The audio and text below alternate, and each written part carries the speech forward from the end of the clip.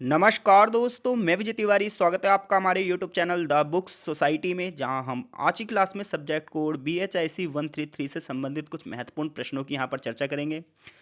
जैसा कि आज की क्लास में हमारा जो पहला प्रश्न है वह प्रश्न ये है कि बहमनी राज्य का उदय तथा पतन का विश्लेषण कीजिए। एग्जाम ओरिएंटेड बहुत ही महत्वपूर्ण प्रश्नों में से एक प्रश्न ये है और कई बार ये रिपीट हुआ है। क्वेश्चन आपसे यह पूछ रहा है कि दक्कन की राजनीति में बहमनी शासकों का उदय किस प्रकार से हुआ और उनका अंत किस प्रकार से हुआ। तो चलो इसके आंसर को पहले समझते हैं। तो देखिए, जब आप बहमनी साम्राज्य का अध्ययन करेंगे तो आपको ये ध्यान रखना है कि यह बात तुगलक वंश से शुरू होगी।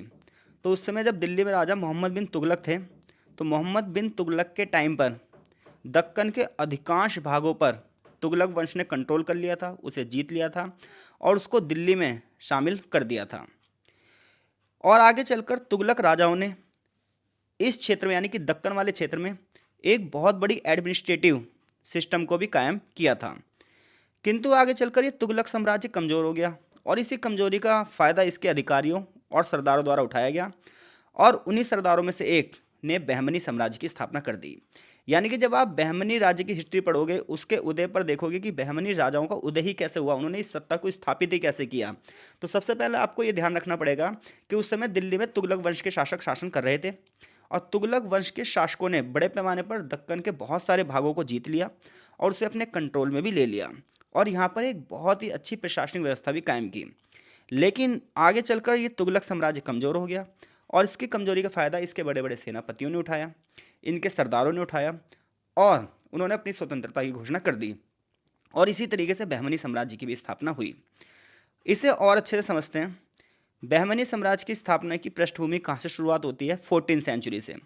तो 14th सेंचुरी में दिल्ली सल्तनत कमज़ोर हो रही है और दक्षिण भारत में छोटे छोटे राज्य आपस में संघर्ष कर रहे हैं, क्योंकि सिंपल सी बात है, जब भी कोई बड़ी सत्ता कमज़ोर होती है तो उन्हीं के सरदार, उन्हीं के बड़े बड़े सेनापति उसके खिलाफ हो जाते हैं और वो आपस में ही सोचते हैं कि हम इस एरिया को कंट्रोल कर लें। बिल्कुल ऐसे ही दिल्ली सल्तनत के साथ हो रहा है। तो इन छोटे छोटे राज्यों ने संघर्ष जो हो रहा था, ऐसे में इसने बहमनी राज्य के उदय का एक रास्ता निकाल दिया। इसके बाद क्या हुआ? बहमनी राज्य की जो स्थापना है उसका श्रेय अलाउद्दीन हसन बहमन शाह को जाता है, जिन्होंने बहमनी राज्य की स्थापना 1347 ईस्वी में की थी। तो बहमनी राज्य के संस्थापक कौन थे? अलाउद्दीन हसन बहमन शाह, जिन्होंने 1347 में बहमनी राज्य की स्थापना की थी। उसने दिल्ली सल्तनत के तुगलक वंश के कमज़ोर शासन का फ़ायदा उठाया और स्वतंत्र राज्य की स्थापना करी और अगले 150 सालों तक इस राजशाही ने साउथ इंडिया की राजनीति में एक महत्वपूर्ण भूमिका निभाई। बहमनी राज्य का राजनीतिक विकास हम दो चरणों में विभाजित करते हैं, यानी कि बहमनी शासकों की जो सत्ता आगे बढ़ी उसे हम दो स्टेप में रखते हैं। पहला जो चरण है वो 1347 से 1422 तक चला और पहले चरण में बहमनी साम्राज्य की जो राजधानी थी वो थी गुलबर्गा। इस चरण में बहमनी राजाओं ने आसपास के बहुत सारे क्षेत्र जीत लिए, जबकि दूसरे चरण में बहमनी राजाओं ने अपनी राजधानी बनाई बीदर, जो कि बहुत ज़्यादा सेंट्रलाइज्ड थी और उपजाऊ भी थी। इस प्रकार गुलबर्गा पहली राजधानी बनी और दूसरी राजधानी बनी बीदर। तो अगर हम बात करें बहमनी राजाओं के उदय की, तो आगे चलकर इन्होंने अपने आसपास के क्षेत्रों पर कब्जा कर लिया।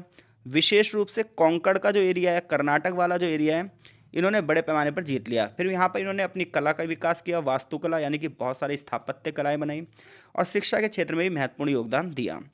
तो क्वेश्चन में जैसे कि दो चीज़ें पूछी हैं। पहली चीज़ ये पूछी है कि भाई बहमनी राज्य का उदय कैसे हुआ। तो हमने बहमनी राज्य का उदय समझ लिया कि भाई तुगलक वंश का शासन था, तुगलक वंश के लोगों ने दक्कन के भी अधिकांश भागों पे कंट्रोल कर रखा था। लेकिन आगे चलकर क्या हुआ?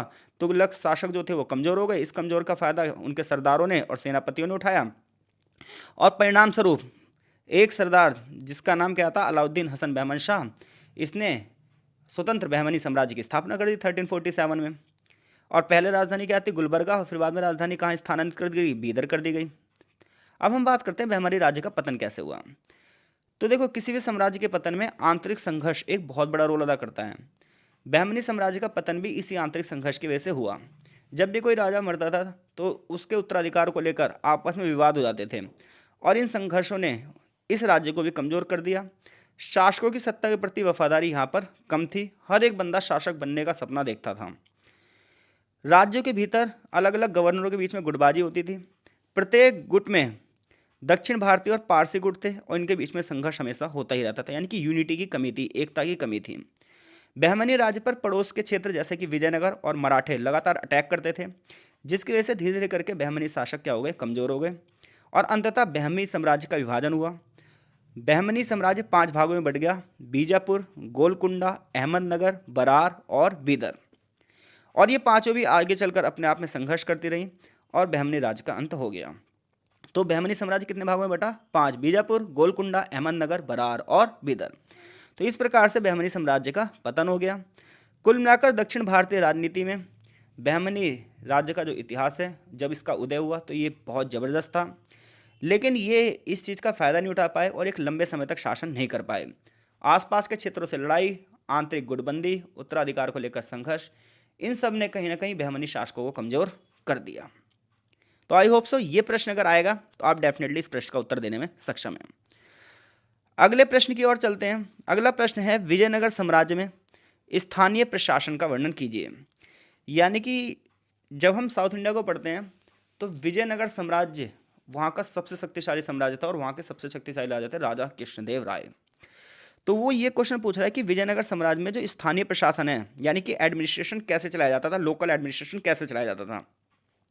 तो सबसे पहले मैं विजयनगर के बारे में बता दूं आपको। विजयनगर की बात करें तो आज के कर्नाटक में हिस्सा पड़ेगा विजयनगर। हम्पी साम्राज्य की राजधानी थी और सन 1336 में 2 भाई थे, एक का नाम था हरिहर और एक का नाम था बुक्का, जिन्होंने विजयनगर साम्राज्य की स्थापना करी थी। तो विजयनगर के साम्राज्य की स्थापना की बात करें तो ये बड़ी सिस्टेमेटिक वे में थी और हर लेवल पर एक अलग यूनिट थी। इस साम्राज्य ने दक्षिण भारत में 14वीं से लेकर 17वीं शताब्दी तक शासन किया और इस क्षेत्र को समृद्ध किया।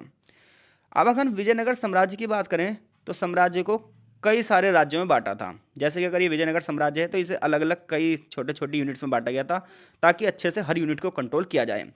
तो साम्राज्य को कई राज्यों में बांटा गया था और इन राज्यों को रायसम कहा जाता था और हर क्षेत्र का एक एडमिनिस्ट्रेटिव होता था, प्रशासक होता था, जिसे नायक कहा जाता था।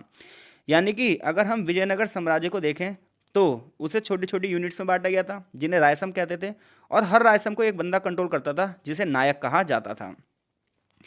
विजयनगर के अगर हम एडमिनिस्ट्रेशन को देखें तो यहाँ पर सबसे जबरदस्त सिस्टम था वो था नायनकार व्यवस्था। कई किताबों में नायकार व्यवस्था होती है बट हमारी इग्नू की किताब में इसे नायनकार व्यवस्था कहा गया है। इस व्यवस्था की बात करें तो विजयनगर के जो सैनिक थे उन्हें 2 भागों में बांटा गया था। एक थे नायक और एक थे अमर नायक। नायक वो सैनिक होते थे जिनके अपने सशस्त्र समर्थक होते थे, यानी कि मैं कह सकता हूँ नायक उन सैनिकों को कहा जाता था जिनके अपने बहुत सारे फॉलोअर होते थे और उनके पास बहुत सारे क्या होते थे, हथियार भी होते थे। इनका काम यह था कि राज्य की सुरक्षा करते थे और किलों की सुरक्षा की जिम्मेदारी लेते थे। कई बार राजा इन्हें करों की वसूली के आदेश भी दे देता था। तो ऐसे में ग्रामीण क्षेत्रों में जाते थे और वहाँ से करों की वसूली करते थे और टेम्परेरी घरों में निवास भी करते थे। गांव वालों का समर्थन इन्हें मिला हुआ था, इसी वजह से कई बार विद्रोह भी कर देते थे लेकिन इनके विद्रोह सफल नहीं हुए। तो हम ये पढ़ रहे हैं कि विजयनगर का प्रशासन कैसे चलाया जाता था। तो पहली बात तो यह कि विजयनगर के प्रशासन को छोटे छोटे भागों में बांटा गया था। हर भाग को रायसम कहते थे और हर क्षेत्र का एक प्रशासक होता था, इसे नायक कहा जाता था। नायकों की बात करें तो वो सैनिक होते थे जिनके पास अपने बहुत सारे समर्थक होते थे और उनके पास हथियार भी होते थे। किलों की सुरक्षा की जिम्मेदारी इनकी थी, राज्य की सुरक्षा की भी जिम्मेदारी इनकी थी। कई बार टैक्स की वसूली के लिए भेज दिया जाता था और ग्रामीण क्षेत्रों में रहते थे और ग्रामीणों का समर्थन था। तो कई बार इनके मन में ये उठता था कि हम ही राजा बन जाएं और इन्होंने विद्रोह किया लेकिन इनके विद्रोह को दबा दिया गया। नायकों के बाद नंबर आता है अमर नायकों का। अमर नायक एक प्रकार के सैनिक कमांडर होते थे। इनके पास भाई बहुत सारे अधिकार होते थे। इनके अपने किले होते थे, अपनी सेनाएं होती थी और बहुत बड़ा एरिया ये कंट्रोल करते थे और वहाँ से करों की वसूली भी करते थे। राजा को भेंट दिया करते थे, स्वामी भक्ति प्रकट करते थे। इवन राजा का जब युद्ध होता था ना तो ये अमर नायक अपनी अपनी सेना लेकर पहुंच भी जाते थे। तो इन अमर नायक को इतने ज़्यादा अधिकार थे कि अपने क्षेत्र में किलों का निर्माण तो करते ही करते थे, सड़कों का निर्माण भी करवाते थे, घोड़ों का प्रबंधन भी करते थे, मंदिरों का निर्माण भी करवाते थे। तो इस प्रकार से अमर नायक एक पावरफुल व्यक्ति था। आगे विजयनगर के अंतर्गत छोटे छोटे मंडल होते थे जिन्हें मंडलम कहा जाता था। हर क्षेत्र का एक मुखिया होता था और ये नायक को अपनी रिपोर्ट करता था। यानी कि देखो मान लो ये विजयनगर है, छोटे छोटे क्या हुए राज्यों की स्थापना हुई और इन राज्यों में भी छोटे छोटे क्या बना दिए, मंडल बना दिए। तो मंडलों की ये सब इसलिए क्या था ताकि प्रशासन को अच्छे से चलाया जा सके। जैसे आज एक देश होता है, उसके राज्य होते हैं, फिर डिस्ट्रिक्ट होते हैं, फिर गांव आते हैं। तो इसी प्रकार से राज्य के अंतर्गत यहाँ पर भी छोटे छोटे क्या थे, मंडल थे, जिन्हें मंडलम कहा जाता था, और हर मंडल का एक मुखिया होता था, वो अपनी सारी रिपोर्ट नायकों को देता था। ऐसी एक और इकाई थी नायडू। तो नाडू की अगर बात करें तो छोटी सी इकाई है जिसमें गाँव का समूह होता था, तो गाँव के समूह को नाडू कहते थे। नाडू का प्रबंधन लोकल चीफ या नायडू करता था। सबसे छोटे स्तर पर गांव आता था जो कि ग्राम पंचायत के अंडर में था। खेती, वहां से कर संग्रह और सामाजिक मुद्दों का प्रबंधन किया जाता था। कर प्रणाली की बात की जाए तो विजयनगर साम्राज्य की कर प्रणाली बड़ी सिस्टमेटिक थी। ज़्यादातर जो है राज्य जो है वो कृषि पर ही डिपेंड था, तो सबसे ज़्यादा जो टैक्स है वो कृषि से ही लिया जाता था, और ये आय का 1/6 भाग होता था, यानी कि आय का 1/6 भाग टैक्स के रूप में ले लिया जाता था। इसके अलावा जलाशयों और नहरों का विकास भी किया गया था ताकि कृषि प्रणाली को विकसित किया जाए। तो सिंपल सी बात है, अगर राजा कर लेगा तो सुविधा भी देगा।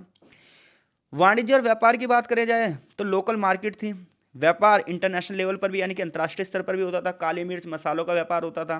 घोड़े के व्यापार होते थे जिन्हें कुदरई चट्टी कहा जाता था घोड़े के व्यापारियों को, और यहाँ से भी शुल्क वसूला जाता था। और सैन्य संगठन मैंने नायक और अमरनायक पहले बता दिया। विजयनगर साम्राज्य की सबसे बड़ी विशेषता पता क्या थी? यहाँ की इकोनॉमी में ना मंदिरों की बड़ी विशेष भूमिका थी। तो विजयनगर साम्राज्य में मंदिरों की जो आर्थिक भूमिका थी वो इसे सबसे ज़बरदस्त बनाती थी। तो एक तरीके से जो मंदिर है वो धार्मिक कारक हैं, लेकिन यहाँ पर मंदिरों में बड़े पैमाने पर दान चढ़ता था। लेकिन उस पैसे का यूज़ कैसे करते थे ये सुनो। मंदिर बहुत सारे काम करते थे। मंदिर सिंचाई संबंधी कार्य करवाते थे। बैंकिंग सेक्टर में भी मंदिर शामिल थे। बड़े पैमाने पर लोगों को रोजगार भी प्रदान किया जाता था मंदिरों के माध्यम से। जैसे कि महालिंगम के एक अभिलेख में लिखा गया है कि एक मंदिर में मिनिमम ना 370 लोग काम करते थे और उन्हें वेतन भी दिया जाता था। मंदिरों के अपने ना व्यापारिक संघ भी होते थे जो अपने पैसा का उपयोग अलग अलग उद्देश्यों के लिए किए जाते करते थे। तो इस प्रकार से ना विजयनगर की इकोनॉमी में मंदिरों का एक बहुत बड़ा रोल था भाई। विजयनगर साम्राज्य का प्रशासन राजनीतिक और आर्थिक स्थिरता के लिए जाना जाता है। इन्होंने सामाजिक और संस्कृति में भी योगदान दिया है। कला और वास्तुकला के क्षेत्र में भी योगदान दिया है। विजयनगर में विट्ठल देवता का मंदिर, विरूपाक्ष देवता का मंदिर, बड़े पैमाने पर अगर आप भी आज भी जाओगे आप तो आपको ना एक वहाँ का जबरदस्त हिस्टोरिकल कल्चर दिखाई देगा। विजयनगर साम्राज्य की स्थानीय शासन प्रणाली की एक बात है कि ये बड़ी सिस्टमेटिक वे में है और इनकी कार्यकुशलता भी विभिन्न स्तर पर बहुत ही अच्छी है, जिसकी वजह से विजयनगर साम्राज्य बहुत ही ज़्यादा समृद्ध हुआ।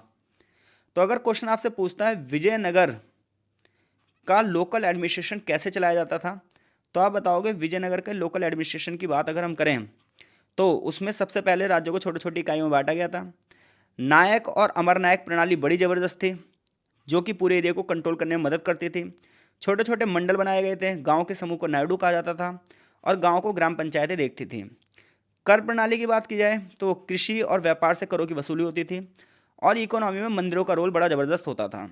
तो आई होप सो इन दोनों क्वेश्चन में से अगर कोई भी क्वेश्चन आया तो आप डेफिनेटली आंसर देने में सक्षम हैं। मिलते हैं आपसे नेक्स्ट वीडियो में कुछ और क्वेश्चनों के साथ। तब तक के लिए आपका बहुत बहुत धन्यवाद। कमेंट बॉक्स में अपनी प्रतिक्रिया जरूर दें ताकि हमें ये लगे कि आपको समझ में चीज़ें आ भी रही हैं या नहीं आ रही हैं। तो अगर चीज़ें समझ में आ ही रही हैं तो इसी पैटर्न पे चलते हैं, और नहीं आ रही हैं तो पैटर्न को थोड़ा सा चेंज कर देंगे, लेकिन आपके कमेंट के बाद ही ये सब चीज़ें हो पाएंगी। PDF चाहिए आपको तो टेलीग्राम ग्रुप से आप PDF ले सकते हैं। ठीक है, चैनल के अबाउट में टेलीग्राम का लिंक दिया गया है।